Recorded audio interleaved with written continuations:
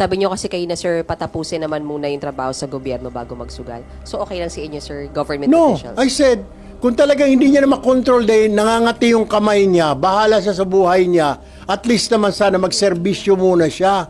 My point is, bawal nga di ba? I said before that, na bawal lahat ng government officials. At saka government employees, hindi lang officials. Meron talaga, dahil addict na, ano magagawa mo, di ba? Kung may mga addict nga, mga nasa gobyerno, alam nila bawal yun, nag-addict pa rin, laging nahuhuli. O malas na lang, nahuli siya, di ba? Hindi ko sinasabi na sang-ayon ako. Pero kung talagang hindi niya na makontrol yung kanyang kate, dapat trabahuin niya muna, doon siya magtago siya sa bahay niya, magsugal siya ng online gambling. So you're referring to yung isa nagsusugal kasi isa poker. So both of them should apologize. Umamin They at apologize. Tapos the Congress should ask for an explanation. Why?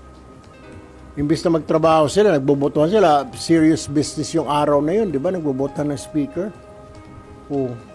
Bakit ka nagsusugal? Number 2, bawal naman yun. In the first place, bawal talaga yung sugal. Ano explanation? There's no explanation.